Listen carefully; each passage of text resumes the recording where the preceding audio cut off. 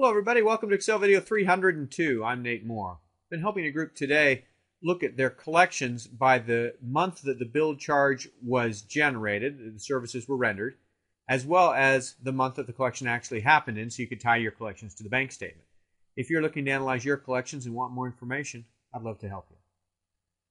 What we're going to do today is, believe it or not, try to make things a little bit easier, especially if you're on Excel 2010 so you can do these calculations.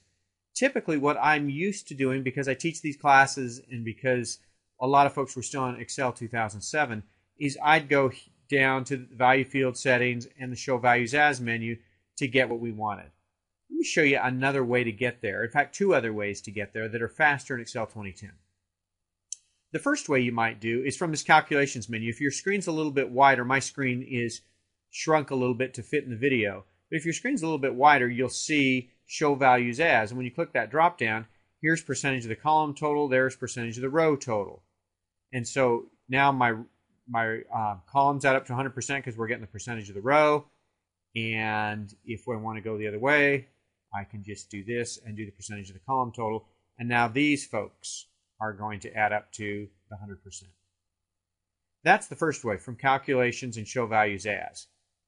The second way is even easier. You can pick any cell in the values area, and then if you right click, here's show values as right here, and there's percentage of the row, and there's percentage of the column. So two faster ways to get there. Again, I'm in the habit of going over here, which still works because that's the way to do it in Excel 2007. But you can certainly do it from the calculations, or even faster, just right click and choose, and you can move to whatever you want to do. Second thing I want to show you today, just briefly, is if you had multiple fields in the row and column areas. So here I've got years and location. Now I've got primary insurance. Let's put doctor down there just for fun. So now I've got a ton of data. If I wanted to right click and do show values as, instead of percentage of the parent row or percentage of the parent column, I can do percentage of the parent total. And Excel come back and say, okay, which parent total are you talking about? Which do you want to do? And so I could do primary insurance, I can do doctor, location, and years. What you'll find is if you do doctor or location, these that are at the bottom of the list, let's do doctor, you're already down to that level, so everything's 100%. That's not helpful. But if you come over here and do show values as and percent of the parent total, and pick one that's on the top of the list, like primary insurance or years, one that's further up, let's do years, and click OK. Now I've got these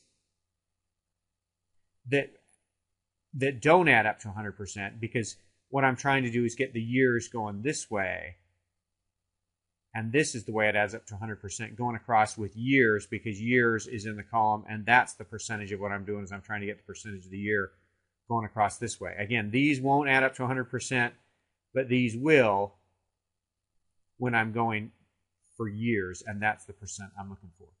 So what I wanted to show you with all that percentage of the total stuff, especially now that we have an easier way to do it, is that we can get percentage of the parent row, the percentage of the parent column, or the percentage of the overall parent total. We just have to tell Excel which parent we're talking about. Stay tuned. Now that we've done some of this kind of stuff and we have a little bit of a shortcut to do it, I want to keep going down some of these other options. There's a bunch more things, a bunch more calculations we can do here that make your life a little easier in pivot tables.